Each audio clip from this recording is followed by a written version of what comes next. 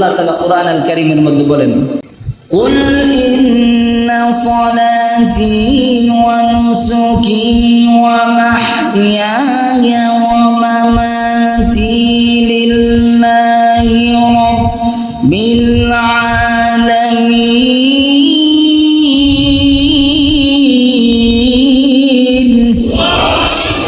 আরেকটু আওয়াজ দিয়ে বলেন আল্লাহ।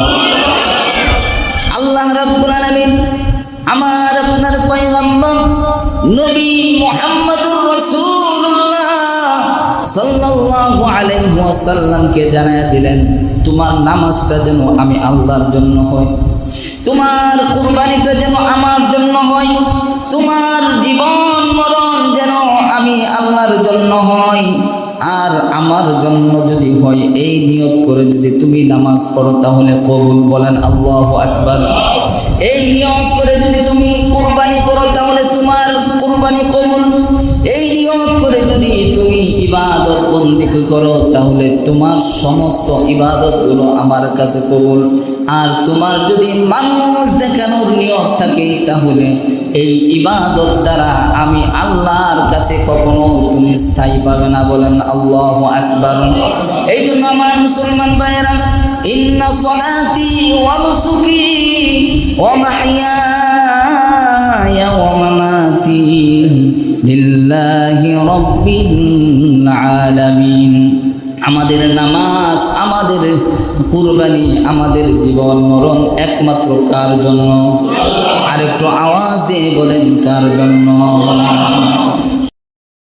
সম্মানিত হাজিরিন, আমি আজকে আপনাদের সামনে যে বিষয়টি নিয়ে আলোচনা করার নিয়ত করেছি সেই বিষয়টি হচ্ছে কুরবানি। সেই বিষয়টি কি? একটু আওয়াজ দিয়ে বলেন না, সেই বিষয়টা কি? কুরবানির কথা শুনলে আনন্দ আসে না? কথা বলে না। কুরবানি মানেই কি? কুরবানি মানেই কি? আমাদের মুসলমানদের জন্য সবচেয়ে বড় ঈদের নাম হচ্ছে কুরবানির ঈদ। কথা বলেন ঠিক কিনা? সবচেয়ে আনন্দের দিন হচ্ছে কুরবানির ঈদ। কথা বলেন ঠিক কিনা? আল্লাহ সুবহানাহু ওয়া তাআলা আমাদের সামনে আবার সেই কুরবানির ঈদের ঈদ দান করছেন। আল্লাহ তাআলা আমাদের সকলকে সেই ঈদ পর্যন্ত বেঁচে থাকতে পারি সেই তৌফিক দান করেন। সকলে পড়েন আমিন। আমরা অনেকেই মনে করি যে এই কুরবানিটা হচ্ছে শুধুমাত্র উম্মতে মুহাম্মদই করে থাকি। বিষয়টা কি এমন? আমরা অনেকেই জানি না যে এই কুরবানির ইতিহাস কখন থেকে আরম্ভ হয়। আমার প্রিয় ভাইয়েরা, এই কুরবানির ইতিহাস ওই সময় থেকে আরম্ভ হয়, মানবতার ইতিহাস যখন থেকে আরম্ভ হয় তখন থেকেই এই কুরবানির ইতিহাস আরম্ভ হয়। বলেন সুবহানাল্লাহি ওয়া বিহামদিহি। আপনারা বলুন তো, পৃথিবীর মানব ইতিহাসের প্রথম ব্যক্তিকে? হযরতে আদম আলাইহিস সালাতু ওয়াস সালাম। আর এই হযরতে আদম আলাইহিস সালাতু ওয়াস সালাম থেকে এই কুরবানির ইতিহাস আরম্ভ হয়েছে, এই কুরবানির বিধান শুরু হয়েছে।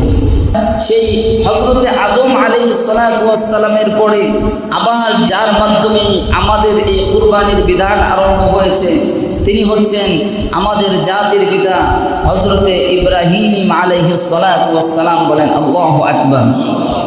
আমার প্রিয় ভাইরা, এই যে উম্মতে মুহাম্মদের উপর যে কুরবানির বিধান দেওয়া হয়েছে, এর পূর্বে হযরতে আদম আলাইহিস সালাতু ওয়াস সালাম থেকে এই কুরবানির বিধান আরম্ভ হয়েছে। আর তা কোরআনুল কারীমে আল্লাহ রাব্বুল আলামিন সকল মানুষদেরকে জানিয়ে দিচ্ছেন। আল্লাহ রাব্বুল আলামিন বলেন, وَلِكُلِّ أُمَّةٍ جَعَلْنَا مَنسَكًا لِيَذْكُرُوا اسْمَ اللَّهِ عَلَى مَا رَزَقَهُم مِّن بَهِيمَةِ الْأَنْعَامِ। আল্লাহু আকবার। আল্লাহ রাব্বুল আলামিন বলেন, ও পৃথিবীর মানুষ শুনে রাখো, এটা শুধু উম্মতে মুহাম্মদের জন্যই নয়, মানবতার ইতিহাসে প্রথম ব্যক্তি হযরতে আদম আলাইহিস সালাতু ওয়াস সালামের থেকেই এই কুরবানির বিধান। ওয়ালিকুল্লি উম্মাতিন জাআলনা মানসাকান। আল্লাহ রাব্বুল আলামিন বলেন, আমি প্রত্যেক উম্মাহের জন্য এই কুরবানির বিধানকে দান করেছি। আর এই কুরবানির বিধান কেন দান করেছি? এরপরে আল্লাহ তাআলা বলেন, লিয়াযকুরু ইসমাল্লাহি আলা মা রাযাকাহুম মিন বাহিমাতিল আনআম। জীবন জীবিকা নির্বাহের জন্য যে পশুগুলো আমি তোমাদেরকে দান করেছি, এই পশুগুলোর উপরে তোমরা যেন আমি আল্লাহর নাম স্মরণ করতে পারো, এই জন্যই আমি কুরবানির বিধান দান করেছি। বলেন সুবহানাল্লাহ। আমি তোমাদেরকে এই পশুর উপর যেন আমি আল্লাহর নাম স্মরণ করতে পারো, এই জন্যই আমি কুরবানির এই বিধানকে দান করেছি। বলেন সুবহানাল্লাহ। আমার প্রিয় মুসলমান ভাইয়েরা, ওই সময়ের কুরবানি আর আমাদের বর্তমান যে কুরবানি করি এর মধ্যে কিছুটা পার্থক্য আছে না নাই? আর একটু আওয়াজ দিয়ে বলেন কেমন পার্থক্য? যে হযরতে আদম আলাইহিস সালাতু ওয়াস সালাম থেকে নিয়ে হযরতে ঈসা আলাইহিস সালাতু ওয়াস সালাম পর্যন্ত যত কুরবানি হতো, আর যাদের কুরবানিগুলো আল্লাহর কাছে কবুল হতো, আকাশ থেকে একটি অগ্নিশিখা এসে তাকে গ্রাস করে ফেলতো। বলেন আল্লাহু আকবার। সুতরাং ওই সময়ের যে কুরবানি ছিল, ওই কুরবানির গোশত মানুষের খাওয়া হালাল ছিল না, ওটা হারাম ছিল। আর উম্মতি মুহাম্মদের বড় একটি নিয়ামত হচ্ছে আল্লাহ রাব্বুল আলামিন সকল উম্মতি মুহাম্মদের জন্য কুরবানি দেওয়া ওয়াজিব করেছেন, এবং যারা কুরবানি করবে, যারা কুরবানি করবে না, সকলের জন্যই এই কুরবানির গোশত খাওয়া জায়েজ করে দিয়েছেন। বলেন সুবহানাল্লাহ। আল্লাহ নবী, বিশ্ব নবী জনাবে মুহাম্মদুর রাসূলুল্লাহ সাল্লাল্লাহু আলাইহি ওয়াসাল্লাম বলেন, ও আমার উম্মতেরা, তোমাদের জন্য সুসংবাদ, হযরতে আদম আলাইহিস সালাতু ওয়াস সালাম থেকে নিয়ে যত নবী আমার পূর্বে এসেছে, তাদের সকলকে এমন কিছু নিয়ামত আছে যা দেওয়া হয়নি। আমাকে এমন 5টি নিয়ামত আল্লাহ তাআলা দান করেছেন যা অন্য কোনো নবীদেরকে দান করেন নাই। তার মধ্যে একটি বড় নিয়ামত হচ্ছে, সেটি হচ্ছে কুরবানির গোশত খাওয়া আমাদের জন্য জায়েজ করে দিয়েছেন। বলেন সুবহানাল্লাহ। শুধু নবীর জন্যই নয়, আল্লাহর হাবিব বলেন, ও আমার উম্মতেরা, তোমরা কত বড় নিয়ামত পেয়েছো। আমি নবীর জন্য যেমন জায়েজ করা হয়েছে, কিয়ামত পর্যন্ত আমার যত উম্মতেরা আসবে ততদিন পর্যন্ত সকল উম্মতেরা কুরবানির গোশত খেতে পারবে, এটা সকলের জন্য হালাল করা হয়েছে। সুবহানাল্লাহ। এখন কথা হলো, আমরা যে কুরবানি করব, এটা কি শুধু গোশত খাওয়ার জন্য না আল্লাহর জন্য? একটু কথা বলেন, কার জন্য? আল্লাহর জন্য। এই কুরবানিটা হতে হবে আল্লাহর জন্য। আমরা যদি কেউ এই নিয়ত করি যে আমার গোশত খেতে হবে, আমি যদি কুরবানি না করি, আমার সন্তান এলাকার মধ্যে যেতে পারবে না, তার মান সম্মান নষ্ট হবে, এই নিয়ত করে যদি কেউ কুরবানি করে, তার কুরবানি কি কবুল হবে? কথা বলেন, তার কুরবানি কবুল হবে? তার কুরবানি কবুল হবে না। এই জন্য আল্লাহ রাব্বুল আলামিন কোরআন আল কারীমের মধ্যে নবী মুহাম্মদুর রাসূলুল্লাহ সাল্লাল্লাহু আলাইহি ওয়াসাল্লাম বলে দিলেন, ও নবীজি, আপনি আপনার উম্মতদেরকে জানায় দেন। আল্লাহ তাআলা কোরআন আল কারীমের মধ্যে বলেন, কুল ইন্না সালাতি ওয়া নুসুকি ওয়া মাহইয়ায়া ওয়া মামাতি লিল্লাহি রাব্বিল আলামিন।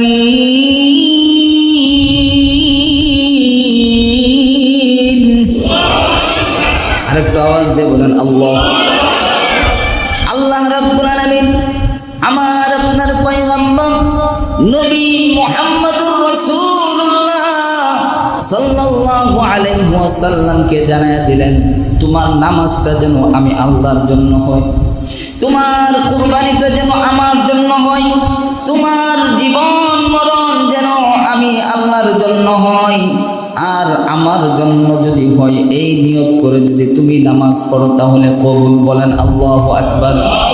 এই নিয়ত করে যদি তুমি কুরবানি করো তাহলে তোমার কুরবানি কবুল।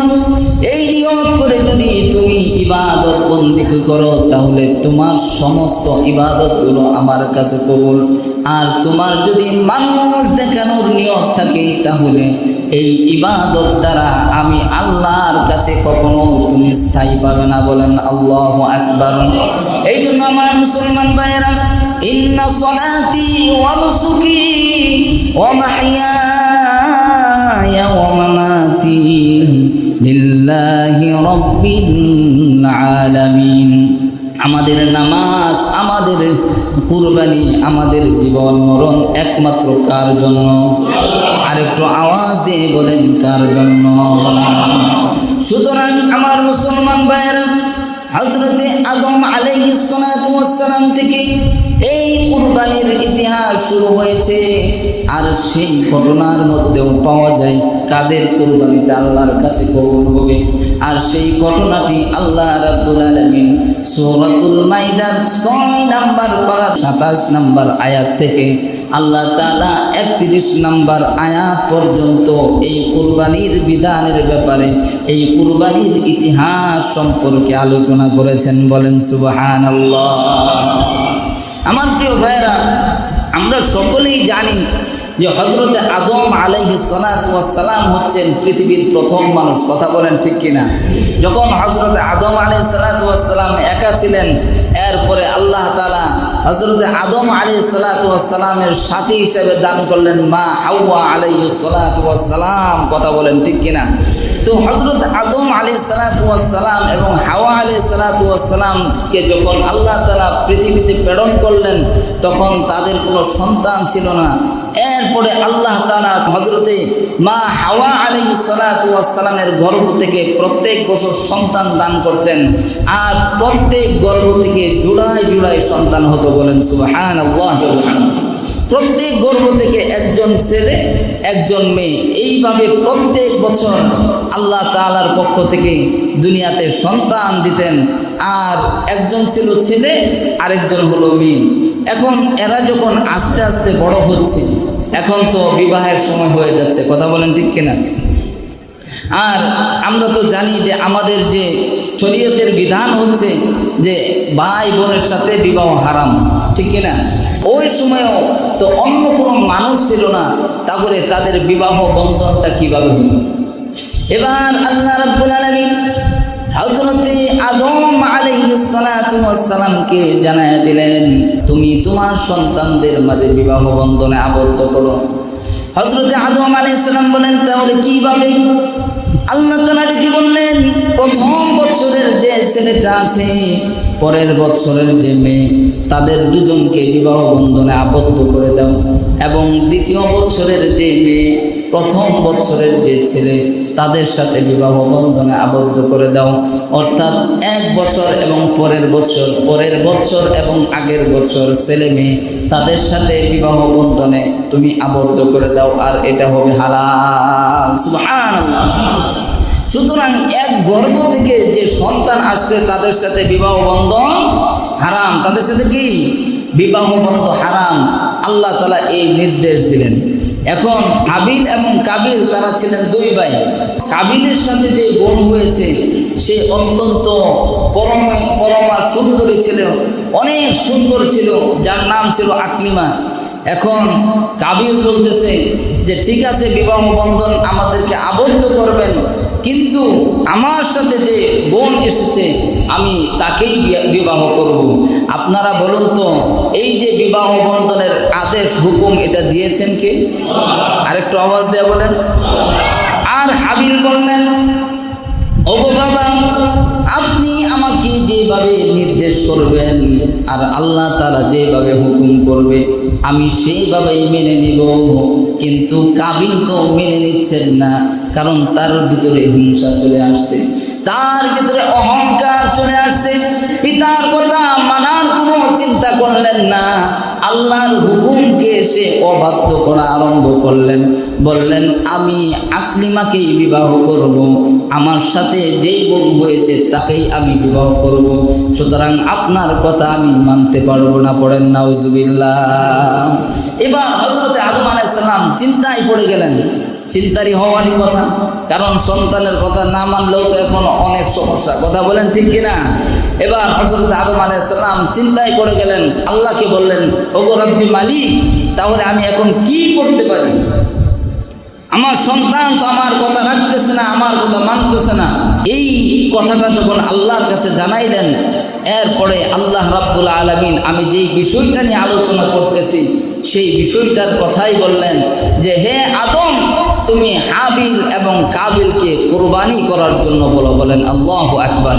সুতরাং যার কুরবানি কবুল হবে সেই আকলিমাকে বিবাহ করবে। তো এখন হযরতে আদম আলাইহিস সালাতু ওয়াস সালাম হাবিল এবং কাবিলকে ডাকলেন, বললেন আল্লাহর পক্ষ থেকে আদেশ এসেছে যে তোমরা দুইজনে কুরবানি করো, বলেন সুবহানাল্লাহ।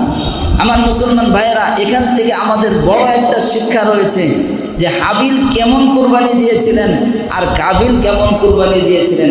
প্রথমেই একটা কাজ করলো যে আল্লাহর অবাধ্য হলো, আবার দ্বিতীয়তে যখন কুরবানির কথা বলেছে, এই কাবিল সে শস্য দানা, গম, এই সমস্ত ফলমূল সে কুরবানি দিয়েছে। আর তার মন মানসিকতা এত ঘৃণ্য ছিল, এত নিকৃষ্ট ছিল যে এখানে কুরবানি দিতে গিয়েও সে পচা তচা যেগুলো জিনিস আছে সেগুলো আল্লাহর নামে কুরবানি দিয়েছেন, বলেন নাউজুবিল্লাহ। আমার মুসলমান বন্ধুগণ, এই ঘটনাটাই আল্লাহ রাব্বুল আলামিন কোরআনুল কারীমের সূরাতুল মাইদার মধ্যে কত সুন্দরভাবে বর্ণনা করেছেন, আপনারা শুনে অবাক হয়ে যাবেন।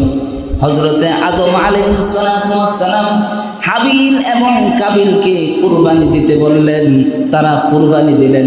এদিকে হাবিল সুন্দর একটি দুম্বা কুরবানি দিলেন, আর কাবিল তার পচা দোচা যে সমস্ত খারাপ জিনিসগুলো ছিল সেগুলো কুরবানি দেওয়া হলো। এই বিষয়টি আল্লাহ রাব্বুল আলামিন কোরআনুল কারীমের মধ্যে জানিয়ে দিয়ে নবীজিকে বলতেছেন, ওগো নবীজি, আপনি আপনার উম্মতদেরকে জানায়া দেন।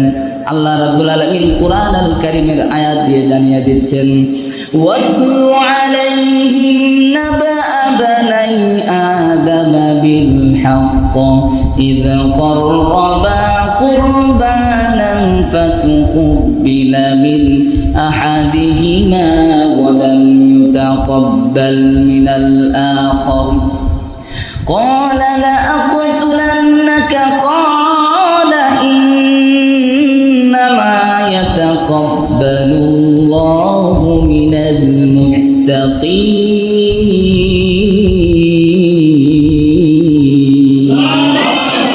আমিন বললেন, ও নবী, আপনি আপনার উম্মতদেরকে জানিয়ে দেন, ওয়াতলু আলাইহিম নাবা বানাই আদম, হযরতে আদম আলাইহিস সালাতু ওয়াস সালামের দুই পুত্র হাবিল এবং কাবিলের কুরবানির ঘটনাটা আপনি যথাযথভাবে আপনার উম্মতদেরকে জানিয়ে দেন, সেদিন কি ঘটনা ঘটেছিল। এরপর আল্লাহ বলেন, ইয ক্বাররাবা কুরবানান, যখন হাবিল এবং কাবিল কুরবানি করলেন, আল্লাহ তাআলা বলেন, ইয ক্বাররাবা কুরবানান ফাতুকুব্বিলা মিন আহাদিহিমা, দুইজনের মধ্যে একজনের কুরবানি আল্লাহ তাআলার কাছে কবুল হলো, ওয়া লাম ইউতাকাব্বাল মিনাল আখার, আরেকজনের কুরবানি আল্লাহর কাছে কবুল হলো না। আপনারা বলুন তো কার কুরবানিটা সেদিন কবুল হয়েছিল? আরেকটু আওয়াজ দিয়ে বলেন না। হাবিলের কুরবানি কবুল হয়েছিল। যখন হাবিলের কুরবানি কবুল হয়ে গেল, আকাশ থেকে অগ্নিশিখা এসে হাবিলের কুরবানিকে গ্রাস করে নিয়ে গেল, আল্লাহর কাছে কুরবানিটা কবুল হয়ে গেল। আর এদিকে কাবিলের কুরবানি কবুল হলো না, সে হিংসে একেবারে জ্বলে পুড়ে ছাই হয়ে যাচ্ছে। যখন তার কুরবানি আল্লাহর কাছে কবুল হয়ে গেল, দেখবেন হিংসুটে মানুষ, যারা অহংকারী মানুষ, তারা জ্বালা যন্ত্রণা সইতে পারে না। সে কি করলো? হাবিলকে বলল, ক্বালা লা আকতুলান্নাক, অবশ্যই অবশ্যই আমি তোমাকে হত্যা করব, করেন নাউজুবিল্লাহ। আমার মুসলমান ভাইরা, এই যে হত্যাকাণ্ড আমরা পৃথিবীতে দেখি, আর এই সর্বপ্রথম হত্যাকাণ্ডের সূচনা করেছে কাবিলকে। কাবিল এর সূচনা করেছে। কাবিল যে হত্যা করেছে, যতদিন পর্যন্ত এই পৃথিবী থাকবে, যতদিন পর্যন্ত কিয়ামত না হবে, এই কিয়ামতের পূর্ব পর্যন্ত যত মানুষ মানুষকে হত্যা করা হবে, সকল হত্যার কাবিলকে অবশ্যই অবশ্যই নিতে হবে। পড়েন নাউযুবিল্লাহি মিন যালিক। আমার প্রিয় মুসলমান ভাইয়েরা, এই জন্য এখান থেকে আমাদের বড় একটি শিক্ষা হচ্ছে, আমরাও যদি কাউকে গুনার দিকে কাউকে নিয়ে যাই, গুনার দিকে তাকে উৎসাহিত করি, আর কোনো ব্যক্তি যদি গুনাহ করে ওই গুনার ভারও যে গুনাহ করাইতেছে তাকে নিতে হবে। কথা বলেন ঠিক কিনা? এই জন্য অন্য কাউকে গুনাহের জন্য উৎসাহিত করা যাবে? কথা বলেন, অন্য কাউকে গুনাহের জন্য উৎসাহিত করা যাবে না। আবার আল্লাহ তাআলা বলেন, কেউ যদি কাউকে একটি আমল করাইতে পারে, সে যে আমল করলো সেই আমলের সওয়াব সেও পাবে, এমনকি যে আমল করালো তাকেও আল্লাহ তাআলা সেই আমলের সওয়াব দান করবেন। বলেন সুবহানাল্লাহি ওয়া বিহামদিহি। আমার মুসলমান ভাইয়েরা, এবার হাবিলকে ডেকে বলা হলো, ক্বালা লাআকতুলান্নাক, আমি অবশ্যই অবশ্যই তোমাকে হত্যা করব। এবার হাবিল ডেকে বলতেছেন, কেন ভাই, কেন আমাকে হত্যা করবেন? আমি ভালো কাজ করেছি, আমি আল্লাহর হুকুম মেনেছি। এখনো দেখবেন আমাদের সমাজের মধ্যে যারা ভালো কথা বলে এদের পিছনে লোক থাকে বেশি। কথা বলেন ঠিক কিনা? আছে না নাই? উলামায়ে কেরামদের পিছনে দেখবেন সুশীল সমাজ যখন উলামায়ে কেরাম এই হত্যার ব্যাপারে কথা বলে, যখন উলামায়ে কেরাম হকের উপরে কথা বলে, দেখবেন সুশীল সমাজ আর বুদ্ধিজীবীর অভাব নাই বাংলাদেশের মধ্যে। কথা বলেন ঠিক কিনা? দেখবেন ফেসবুক গরম করে ফেলে। কথা বলেন ঠিক কিনা? আজকে সেই সুশীল সমাজ আর সেই বুদ্ধিজীবীরা কোথায়? রমিসাকে হত্যা করা হয়, রমিসাকে দর্শন করা হয়, আয়েশার মতো শিশুকন্যাকে হত্যা করা হয়, এই পর্যন্ত শত শত সূত্র শিশুকে দর্শন করে তাদেরকে হত্যা করা হয়েছে। এখন সেই সুশীল সমাজ আর সেই বুদ্ধিজীবীদেরকে পাওয়া যায় না। কথা বলেন ঠিক কিনা? আর কোনো আলেম যদি একটা অপরাধ করে, দেখবেন তাদের পিছনে একবারে ফেসবুক গরম করে ফেলছে। কথা বলেন ঠিক কিনা? একটু আওয়াজ দিয়ে বলতে হবে। কথা বলেন ঠিক কিনা? আলেমদের সাথে থাকার দরকার আছে না নাই? সর্ব অবস্থায় আলেমদের সাথে থাকবেন।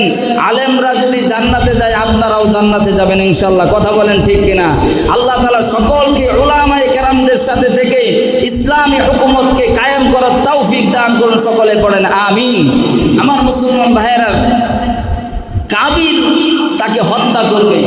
এবার হাবিল বলতেছে, কি ব্যাপার ভাই, আমাকে কেন হত্যা করবে? এটা তো আল্লাহ তাআলার পক্ষ থেকে আমার কুরবানি কবুল করা হয়েছে। আর এই কুরবানি কেন কবুল করা হয়েছে? এরপরে আল্লাহ রাব্বুল আলামিন কোরআনুল কারীমের মধ্যে বলেন, ইন্নামা ইয়াতাকাব্বালুল্লাহু মিনাল মুত্তাকিন।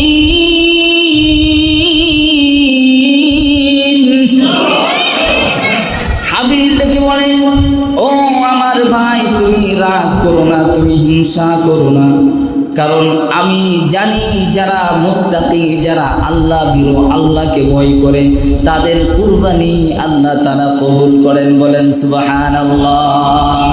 সুতরাং আমার ভাইয়েরা, এই আয়াত থেকে আমাদের জন্য বড় একটি শিক্ষা হলো, আমরাও সামনে যারা কুরবানি করব, আমাদেরকেও মুত্তাকি হতে হবে, আমাদেরকেও পরহেজগার হতে হবে। আমরাও যদি পরহেজগার মুত্তাকি হতে পারি, আমাদের কুরবানিটাও আল্লাহ কবুল করে নেবেন। বলেন সুবহানাল্লাহ। এই ছিল হাবিল এবং কাবিলের কুরবানি, আর হাবিলের কুরবানি আল্লাহ তাআলা কবুল করে নিলেন। বলেন সুবহানাল্লাহ।